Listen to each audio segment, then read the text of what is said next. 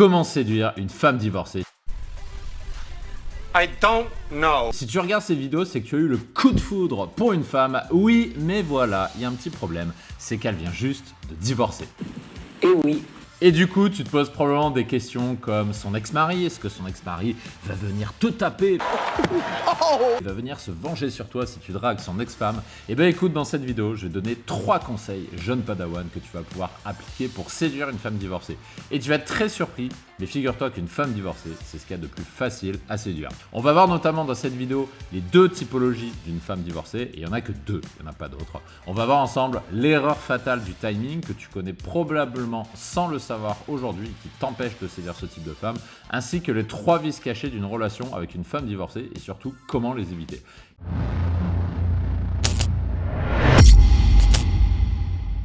Si tu me découvres pour la première fois, bonjour, je m'appelle Mike, voici ma tranche, et je suis un ancien timide et ingénieur informaticien devenu expert en séduction et spécialiste des rencontres en ligne. Avant de démarrer cette vidéo, je t'invite à t'abonner à la chaîne dans ton propre intérêt pour être averti des prochaines vidéos de séduction qui sont 100% gratuites, ainsi que de t'inscrire à ma formation continue qui se trouve en description de cette vidéo pour des techniques et des méthodes plus avancées. Cliquez! On attaque tout de suite avec le conseil numéro 1, attention au timing, c'est hyper important. On va imaginer par exemple que cette femme divorcée que tu viens de rencontrer, ça ne fait que 2 semaines alors qu'elle sort tout juste de 10 ans de relation. Alors déjà, je te dis pas la surprise quand tu la rencontres et qu'elle te dit « Ah ben écoute, je viens juste de divorcer ». Donc évidemment, dans ce genre de situation, tu te doutes que cette femme, eh ben, elle ne se sent pas très bien. Et c'est normal parce qu'il y a 3 choses à savoir. La première chose, c'est qu'une femme qui vient de divorcer, surtout si sa relation a duré longtemps, c'est souvent un bouleversement qui est vécu comme un échec. Et ce qui veut dire que comme tous les divorces, même quand ils sont consentis, même quand ils se passent bien, ils sont souvent émotionnellement douloureux. Et oui. Et du coup, son ex-mari, malheureusement, il est bien souvent dans les parages et il faut en tenir compte parce que tu peux être amené à être confronté à ce problème-là. Par exemple, c'est ce qui m'est arrivé une fois, je vais te partager une anecdote rapidement. J'avais rencontré une femme qui venait tout juste de divorcer et je ne savais pas tout de suite au bout de combien d'années de relation, mais c'était au bout de 15 ans de relation, ça faisait quelques semaines qu'elle avait divorcé. J'étais le premier homme qu'elle venait justement de rencontrer. Et figure-toi qu'ils habitaient encore ensemble. Quand on s'est rencontrés, très rapidement, c'était en boîte de nuit. Je l'ai ramené chez moi, il s'est passé ce qui s'est passé, je vais pas te faire un dessin. Et du coup, ça s'est bien passé, elle est repartie. Et le problème, c'est que son ex-mari a fouillé dans son téléphone. Ne me demande pas comment ça s'est fait. Il a fouillé dans son téléphone et figure-toi qu'il a retrouvé mon numéro et que du coup, il est entré en contact avec moi. Si on n'a rien à cacher, il ne faut pas avoir peur. Alors bien sûr, j'y suis pour rien quelque part dans le fait que ce soit mal passé, mais toujours est-il qu'il est revenu vers moi, qu'il est venu d'un air très menaçant finalement, et j'ai un petit peu regretté cette rencontre, et à la suite de cette rencontre notamment, j'ai été obligé de le bloquer de partout, de prendre mes précautions pour éviter qu'il me fasse chier. Alors qu'au contraire, si ça fait au moins 6 mois qu'elle est divorcée, parce qu'une autre fois, j'ai rencontré une femme qui sortait de 10 ans de relation avec mariage, qui avait 2 enfants, et cette rencontre-là s'est beaucoup mieux passée parce que du coup, elle a eu le temps de tourner la page et donc du coup, la rencontre s'est beaucoup mieux passée. Et ça, c'est ce qui se passe quand la phase de deuil est relativement avancée. Parce qu'une phase de deuil qui est avancée quand tu rencontres une femme qui vient de divorcer, ça peut mettre fin au potentiel conflit avec son ex-mari. Donc plus il s'est écoulé de temps entre le divorce et la fin de la phase de deuil, et plus tu as de chances d'être tranquille. Et globalement, ça, c'est la partie un peu plus rigolote. Et oui. C'est que du coup, avec la fin du deuil arrive le début de la phase d'amusement. La phase d'amusement, c'est ce moment où elle va vouloir vivre de nouvelles expériences, surtout si elle est âgée. Et là, ce que je dis, écoute bien, ça va faire bizarre à toutes les fleurs bleues qui peuvent écouter cette vidéo. Si de ton côté le feu s'est éteint... Donc typiquement, si tu crois encore au romantisme, ça va te faire un choc. Mais j'avais rencontré une femme qui avait 43 ans. Et cette femme de 43 ans m'a avoué qu'elle était dans une optique de profiter à fond de la vie. Parce que, je cite, la ménopause approche. Et oui. Et comme la ménopause approche, et du coup, il faut s'amuser. Et oui. Parce que du coup, après, bah, ce sera beaucoup plus compliqué. Donc du coup, une femme qui a terminé cette phase de deuil-là, elle envisage beaucoup plus facilement une nouvelle vie amoureuse. Et si tu vises une relation sérieuse, si tu as envie de te poser avec ce type de femme, bah du coup c'est quelque chose qui redevient possible puisque la phase de deuil est terminée. Donc il est du coup impératif quand tu rencontres une femme d'être fixé sur l'avancée de cette phase de deuil, parce que si tu n'es pas fixé là-dessus, tu vas avancer dans le brouillard et il y a de grandes chances que tu fasses des erreurs, ce qui serait un petit peu dommage. Je pense que tu seras d'accord avec moi. Avant de continuer sur le conseil numéro 2, je rappelle que sur YouTube, je donne des conseils grand public et si tu souhaites accéder à des méthodes plus avancées, je te renvoie dans le lien qui se trouve en description de cette vidéo. On passe tout de suite au conseil numéro 2, ce que j'appelle les vices cachés du divorce. Et ça, c'est le truc un peu moins drôle. Il y a 3 questions à te poser quand tu rencontres une femme divorcée. La première, c'est est-ce qu'elle est restée en bon terme avec son ex-mari, oui ou non? La deuxième question, c'est est-ce qu'il y a encore des problèmes d'argent, de pension alimentaire par exemple, ou pas? Troisième question, est-ce qu'il y a des problèmes de garde par rapport à un enfant? Et le truc, c'est que de manière générale, plus tu as répondu oui à ces questions-là, plus ça veut dire qu'elle a une vie compliquée et plus ça veut dire que ce sera difficile de conclure avec elle. Et oui.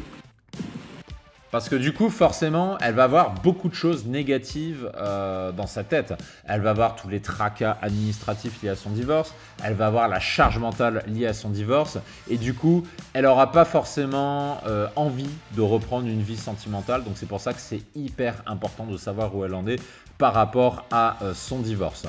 Petite révélation, par exemple, comment j'ai conclu en 1 heure avec une divorcée, pardon, pas une ex-divorcée, à Marseille. Donc ça s'est fait très rapidement avec un site de rencontre qui s'appelle Adopte un mec, que tu connais probablement.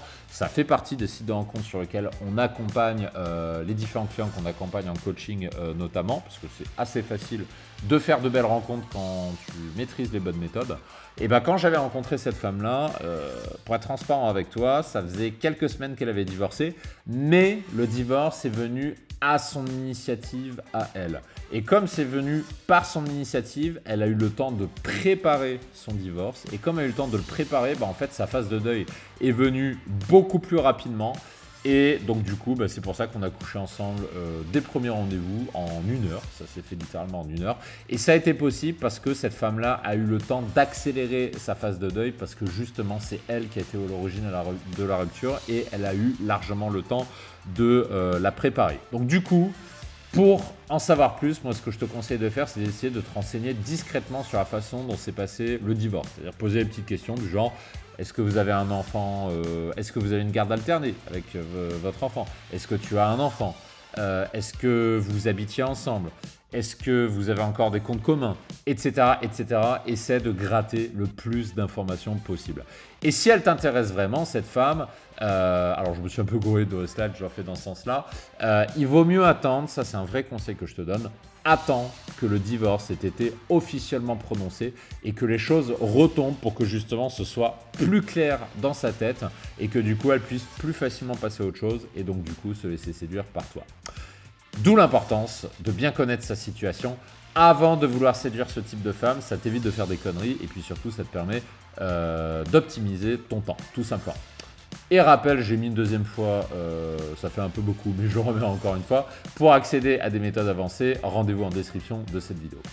Conseil numéro 3, les 2 typologies d'une femme divorcée. Donc on va attaquer tout de suite avec la première typologie qui est celle de la génération Y. La génération Y, tu peux aller voir sur Google si tu vois pas ce que c'est. Dis-toi que cette génération-là de femmes, si elle a des enfants, bien souvent, elle va chercher un deuxième père. Parce que si elle est de génération Y, ça veut dire qu'elle est encore jeune. Et si elle est jeune, ça veut dire que ses enfants, eux aussi, sont jeunes. Et comme ses enfants, eux aussi, sont jeunes, ça veut dire qu'elle va chercher un deuxième père pour s'en occuper. Parce qu'évidemment, si ses enfants ont 6 ans ou 8 ans, elle ne va pas les élever pendant 10 ans toute seule, tu vois. Elle va chercher un deuxième père. Et oui. D'où l'importance d'avoir cette information-là. Par contre, si tu rencontres une femme divorcée de la génération Y, donc c'est-à-dire autour de 30, 35, 40 ans, et qui n'a pas d'enfant, là par contre, elle est clairement dans une situation d'urgence. Donc ça veut dire, généralement, ces femmes-là qui sont relativement âgées, qui n'ont pas d'enfants, l'une de leurs priorités, c'est de rencontrer le futur père de leurs enfants. Et donc, du coup, elles vont vouloir aller vite pour s'assurer si tu peux être ce père-là ou pas. Dans tous les cas, cette génération-là donne la priorité à une nouvelle relation parce qu'une femme de la génération Y ait des enfants ou pas, dans les deux cas, elles sont plutôt en recherche d'un père de substitution.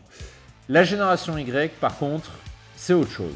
La génération Y, bien souvent, les enfants, ils sont déjà grands ou ils sont déjà autonomes, ils ont déjà 18 ans, ils sont déjà à la fac, ils sont même déjà, ils ont peut-être même déjà un boulot. Donc du coup, ils sont beaucoup plus autonomes et tu n'as plus ce problème-là. Donc avec une femme de la génération X, typiquement, la conséquence, c'est que ce type de femme veut vivre une deuxième jeunesse. Parce que là, on parle de femmes qui ont au moins 40 ans. Et généralement, les femmes qui ont au moins 40 ans, qui sont divorcées, qui sortent de relations, elles ne veulent pas chercher un père de substitution. Ce qu'elles cherchent, c'est à vivre une deuxième jeunesse avant d'arriver à la cinquantaine, avant d'arriver à la ménopause, parce que les femmes sont tout à fait conscientes de ça, qu'à partir de 50 ans, c'est plus comme avant. Et globalement, elles sont dans la fleur de l'âge et elles ne cherchent pas l'amour, elles cherchent juste à s'amuser, parce que ce qui intéresse ce type de femme, c'est l'amusement. Donc au fil des discussions que tu vas avoir avec cette femme, c'est important que tu puisses déceler ses envies et ses attentes et tu peux t'aider par la connaissance de la génération auquel elle appartient. C'est ça qui va te permettre de savoir ce qu'elle recherche. Est-ce qu'elle recherche un père de substitution ou est-ce qu'elle recherche plutôt à s'amuser? Et c'est en fonction de ça que tu vas pouvoir décider si tu veux la séduire ou pas et de la meilleure manière de la séduire ou pas. Voilà ce que j'avais à dire dans cette vidéo. Sur ce, on se retrouve en description pour aller plus loin et je te retrouve dans d'autres vidéos YouTube sur la chaîne. Ciao, ciao.